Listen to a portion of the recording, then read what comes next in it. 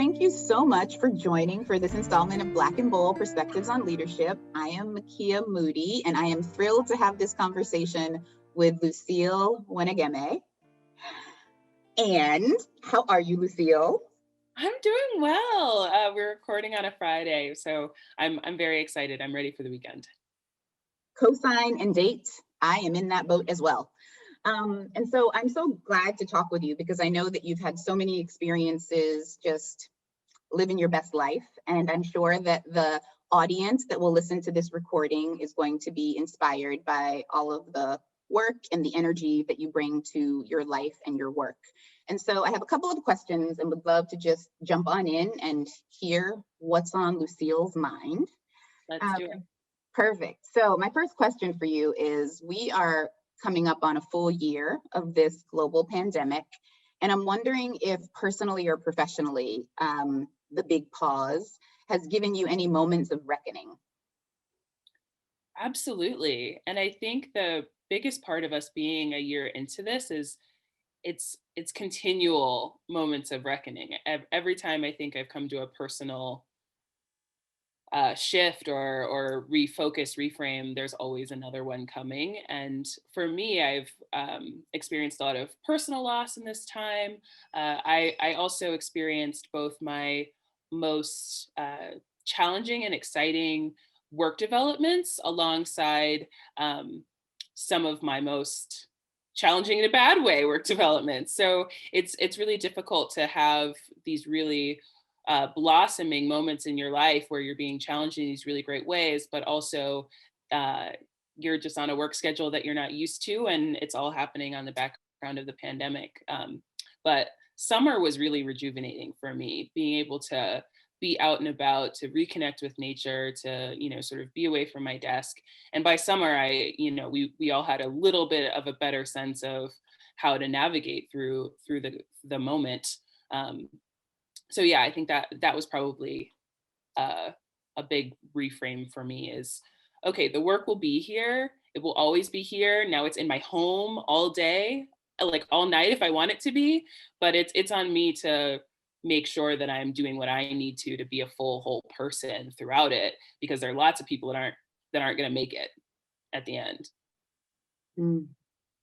There's so many thoughts in my mind hearing you say that, because it's felt like a roller coaster or maybe an accordion. It's like there's certain moments where it's been, this is a gift. I actually have to be still and reconsider and prioritize and interrogate what's important. And then there's other moments where the pendulum swings and it's like, there's not enough hours in the day. Like I have to do more, more, more. And I'm looking for balance, honestly, like figuring out how you can like ride the wave, I guess. Hopefully to like an end, which will be really incredible. But yeah, I think I'm hearing you on the journey, I guess, of like the ebbs and the flows of the last year for you. So your career, I'm sure that it has a lot of goalposts and milestones along the way. If you had to offer a headline for your leadership journey throughout your career, what would that headline be? Ooh, I think the headline for me would have to be vulnerability. For me, I think I sort of grew up with this expectation that like once you get into the workforce, you're going to be the person that knows what they're doing. You're going to have all of these skills, and you're always going to be able to show up as your strongest, most efficient self every day. Put on your suit, get your briefcase, work the day, come back home. That sort of old view. And I think for me it's always been coming back to vulnerability about what I can achieve in a day, vulnerability around what I do and don't know so that I can actually pursue growth in those situations, vulnerability around not necessarily knowing what the next step of my career path is going to be, and therefore keeping the field open for what might be the most in tune with like that next level of growth and experience. So vulnerability is huge. And then I think particularly when it comes to networking and expanding your network, vulnerability is huge. Letting people know, this is what I want. This is what I think I want. I'm not sure about this. Do you have information? Vulnerability has been really, really huge. And it's always gotten me to the next step, even when I didn't know what the next step was going to be. Would you say that as you reflect maybe on the last, I guess, 10 years of your career, that you've become more vulnerable? Like, have you deepened your vulnerability in some way? Absolutely. I would say that it's been a continual exercise over, and 10 years is always a really good frame because it's a long enough arc that you can really look back and think of yourself as a prior self almost. I've definitely gotten more vulnerable. I feel like when I think of myself 10 years ago, I was constantly trying to come to work and portray myself as the person that absolutely had every answer before you even asked it. Whereas now I come to every meeting and I say, this is what I have. How can we make this better? This is what I have. What pieces are we adding on? This is what I have. You know, how can we get it even finer, even better? And so that's been really exciting for me. And I think vulnerability has definitely that vulnerability has grown as I go, and I'm really excited to see where it takes me. Pretty cool. I see like a seesaw where vulnerability goes up and ego goes down. Yeah, that's been huge. And I think for me, having increasing management roles has really been good as well for taming the ego and not coming in and thinking, well, I have spent this amount of time in this industry or this amount of time we're putting together this plan and here's what we're going to do. I'm always pleasantly surprised when I open up the table and be vulnerable. And there's always another piece of someone else's expertise that contributes to a better final product, or even just opening up my own professional experiences when I'm vulnerable about something that's there. There's always room for someone to add a little piece that takes me to that next level. And it's a constant like retaming of the ego, like you said. It's like, I have a lot, I know a lot, I've done a lot, and that's not negated by being vulnerable. It's only bolstered. So completely agree about the seesaw there. Awesome. So you've done a lot. Tell us all that you have done, or maybe like the high notes, the career highlights. Oh gosh. It's always really funny doing interviews like this because my career path has not been linear at all, because my prior career was actually in science. So that's where I really started, where my professional sort of life really started as a scientist, you know, traditional lab walls, tiny little window out looking into microscopes kind of scientist, and really loved that. And I got to present a decent amount of my work on nitrogen fixing in cyanobacteria. So that was definitely probably my first foray into having a research project that I really owned, and it made me feel very, very much like I was starting something. And then pretty soon after that, I changed focuses and had a career in fashion. And so there, my big thing, and we were focused on, it was for quite a large corporate company, but it was really about focusing on our region and how do we make our product really relevant for our region. That it's not a place that you would think of as being very fashionable at all. It's the West, you know. It's not California, it's not New York, it's not Georgia. It's a lot of people who are totally fine being super casual. And so a big career milestone there was really leveraging the opportunities that were there to increase the store's capacity and the chain's capacity in that region. And so there was quite a bit there, and it was very digital focused, which eventually takes us down the line to some of the career goals that are a little bit more recent. So after that, I moved more into the political adjacent realm of communication specifically. And so probably my biggest career sort of bump to date was managing a multi-million-dollar campaign last year around the elections, and making sure that folks had really clear and accessible information about the options that were available to them for voting by mail. I was really, really excited to be able to work with a national coalition of folks that had different issue area focuses, different regions that they worked in, to be able to do what was in the best interest for voters, making sure that they had information and options in a time where there was so much misinformation and it was active and it was everywhere and we were all hearing it from all sides. But really connecting with people in their homes, really where they were, to try and get them to do the right thing and to participate. So that was really exciting, and probably my biggest career goal to date. I also scaled our department very quickly, and by the end, we were running a war room that was 75 people strong, with every time zone in America, I think all the way out to Hawaii. And so yeah, I was thinking about myself at the beginning of that journey, being the only person in our department to scaling up that big was a real pleasure, real joy, and big career milestone. I think I'm tired just hearing that rewind of the tape for all of the career highlights. But the one that really made me go, whoa, is when you were talking about working in coalition related to getting people to understand vote by mail options and to engage in our democratic process.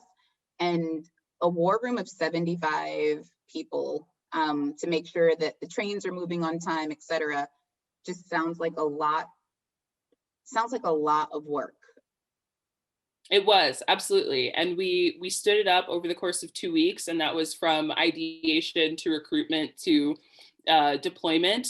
And it was almost all virtual. I think we only had about 6 people in the room, and all COVID tested and socially distanced even within the room. But so it was all remote. It was really a feat, and another one of those pieces where being vulnerable and leveraging other people's strengths on our team, and really being able to lead with the vision and with the collective investment of what it is that we wanted to do together, and letting empowering folks on our teams and people that we were bringing in for the short-term work to lean into the things that they were really good at, the parts of the country that they were already really knowledgeable in, the skills and the tools that they already knew and had access to.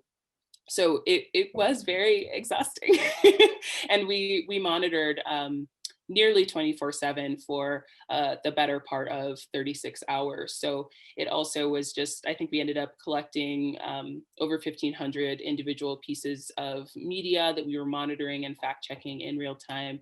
So it was a real feat, and one of those things where, looking back, I'm like, did I sleep? I don't think I really did. I don't think any of us did. But it was exciting. Wow. I'm thinking you have receipts. You have the receipts. Yes.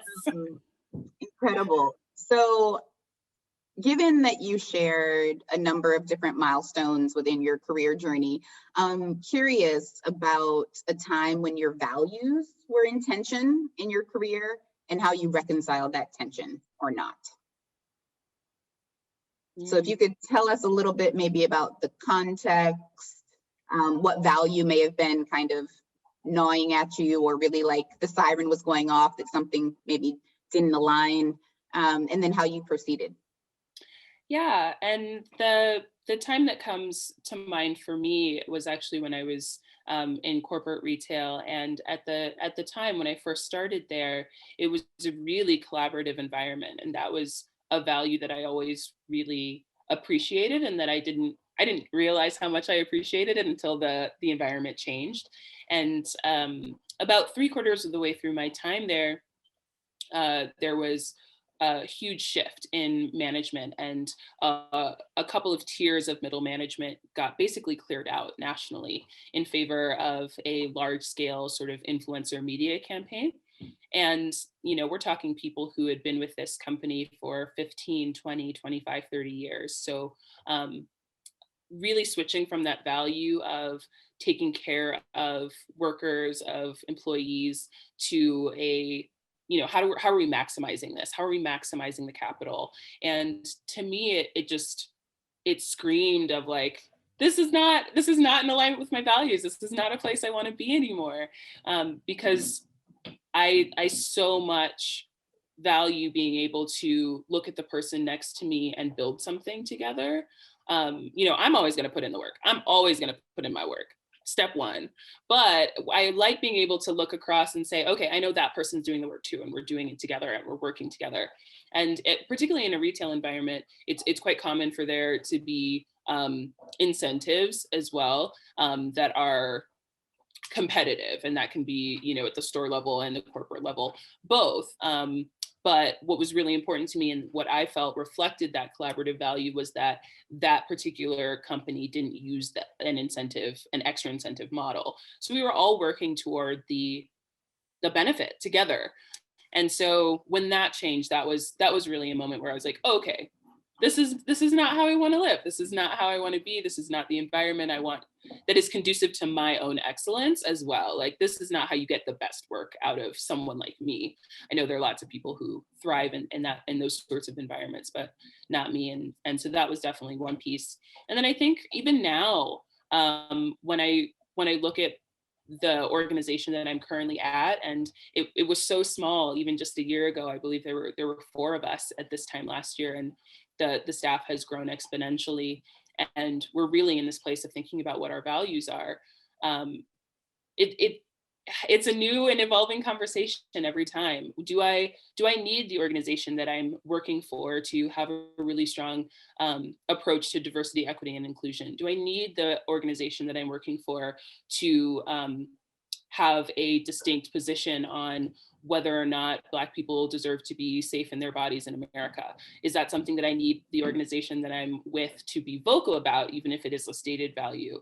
So those are the kinds of things that when I'm thinking about values and my values as a person and all of the different spheres that I walk through as a person, how much of that needs to come out in the work? And so that's one that isn't really resolved. I think it's evolving right now.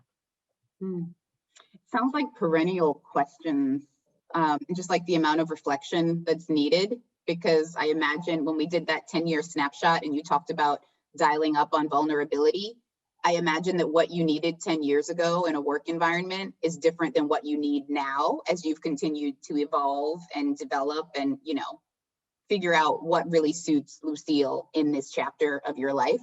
And so, yeah, it's resonating with me what you've just said about those shifts in like the value set.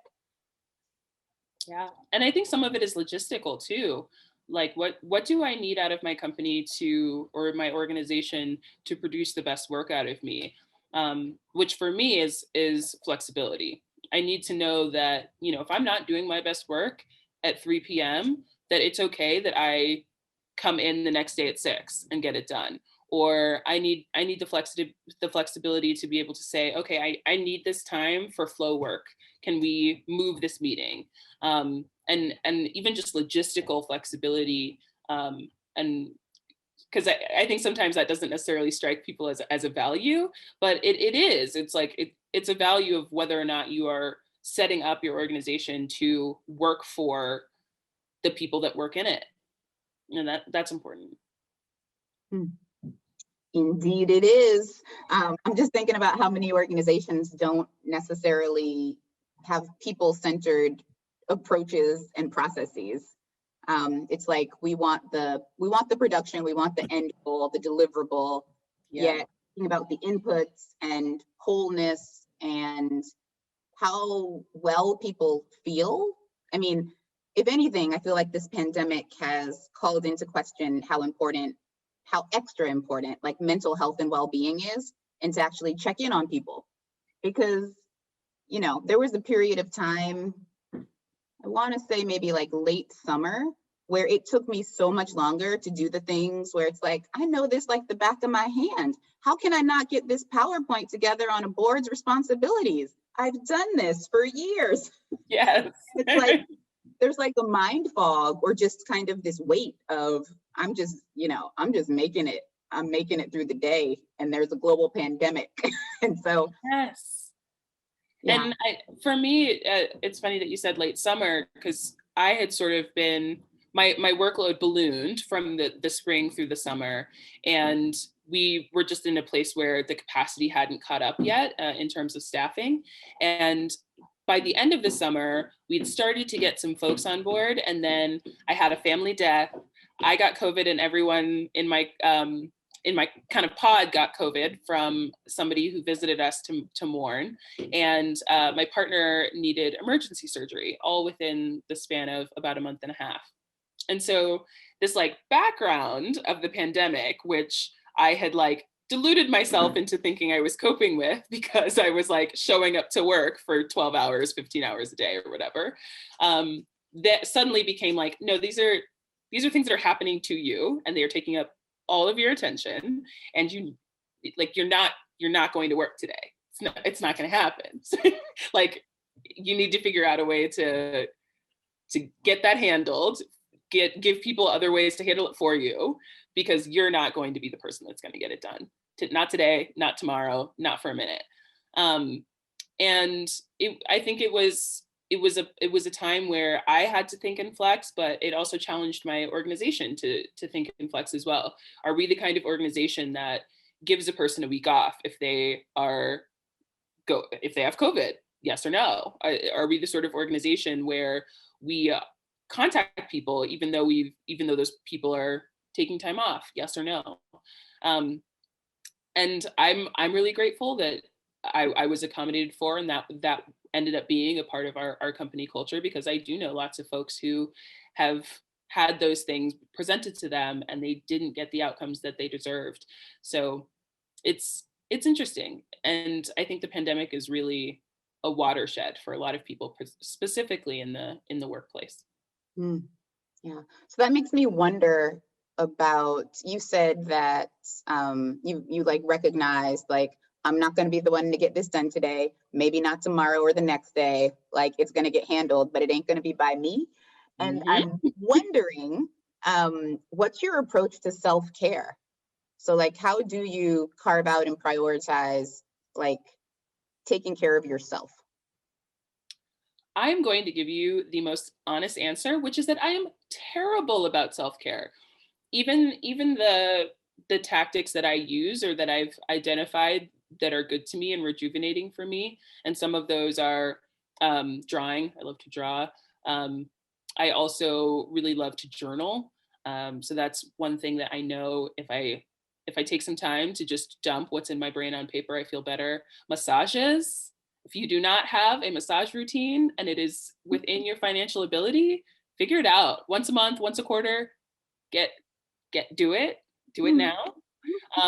So even those are some of the things, but I want to be really honest about the fact that, like, oftentimes, even when I schedule in time for self-care, it is like with a cloud of guilt. And so that is the thing that I am working on, is I'm not getting as much out of my self-care because I haven't allowed myself the room to really appreciate it without any guilt. And so my self-care will be even more caring once I do not have guilt. But for me, the key is scheduling time. Like, I have to schedule the time, whether it's 3 hours where I just don't have anything scheduled, or maybe it's a month out picking what my massage day is going to be, or various things like that. That's definitely that's gotten me a long way toward, like, oh, I don't have to feel guilty about this. This is what I'm supposed to be doing at this time, is taking care of myself. I don't even have to make a choice about it. But yeah, self-care is hard. Shouldn't be, but it is. So my last question for you, I'm really excited about, because as a communications professional, I feel like you've just got all the answers about amplification of voice and how to advocate. And so the question is, what advice would you offer other Black women who are trying to amplify their voice and become better self-advocates? Professionally or personally, or both? Both. We want it all. We're about abundance, right. Black and bold. I think personally, I will start there, because I think that can take the most myriad forms. I think personally, just like pick your platform. That it could look like a book club, it could look like Instagram, it can look like any number of things, but like pick the thing that works for you, that you like, that works in a mode that you enjoy, and just start putting things out there. It can be the flowers that you get every Friday, which is the thing that I do on social media. It can be what your weekly prayer is, if that's like your ministry, any variety of things, but pick what it is on your heart to share and pick your platform and just start there, and whatever cadence makes sense to you. And don't think about who's receiving it yet. Just put it out there, and the people who receive it will start to give you feedback. And you can choose whether or not that's feedback you want to internalize, because not all feedback is feedback that you need, especially when it comes to what you're putting out for your own self. But yeah, pick a platform, pick whatever it is you want to share, and just start. I think is the best thing around personal amplification. Because if you build it, they will come. I believe that very deeply. And then I think professionally, it does have to be a little bit more aggressive, in my opinion. And I think nobody is, or I should say very few people are checking for you. And so it's that thing where you need to be open and available to sort of grab whatever piques your interest, whatever catches your eye. Even if you don't feel like you're necessarily ready for it yet, it might be, a speaking opportunity that looks like it might be for somebody else. Just try it. If it's something that you're interested in, they'll let you know, yes or no. You're not the right fit, you are the right fit. But at least you've reached out. If it looks like being in coalition and speaking up more in the places that you do your work, the spheres you're doing your work, make a commitment to that. It could be as simple as, I'm going to make sure that I have input at each meeting, and somebody is hearing me about the one thing that I'm working on each meeting, and that's your dedication. Great. But I think it's definitely making your voice heard and not being scared of that. I think there's a lot of stereotypes around where we're supposed to have our voices heard, at what level, in what cadence. I don't believe in that. Make your move. And then I think another piece too, and I'm reminded of this from my mother actually, who has been a professional in the American workforce for a good 25 years now. She has worked in tech for most of those years. She came from a moment where you don't put your picture on things. You don't want people to necessarily know that you're a Black woman up front. And I think we have to lead with who we are in the fullness of who we are. And that's part of amplification. And it speaks to what you bring versus everyone else. I bring a fullness of myself as a Black person, myself as a woman, myself as a tall person, myself as a first-generation immigrant, myself as a fashion lover, myself as a communicator, myself as somebody with a science background. And so I bring all of that into my work every day. And the people that are on my staff, they hear about all of that stuff, as appropriate. And so I think if I had one thing that I wanted to say to other Black women about amplifying themselves professionally, is bring your whole self and make room to assert your whole self in any situation that comes forward. Yeah, that's what I have. Well, I receive it, Lucille. I receive it. Wonderful. Well, I'm so glad that I had this opportunity to speak with you and hear more about your journey and the work that you're doing and the glitter that you bring to what we call life. Glitter. And so I'm excited to see what else is on tap for you. Maybe there's another multi-million-dollar campaign in your future and bigger war rooms, or who knows what. But I'm sure that it's going to be phenomenal. I hope so. It's really exciting. And thank you so much for having me on. It's been a real joy. And I hope there's at least one tiny little gem for anyone that's listening. So yeah, thank you. Great. Thank you. Take care.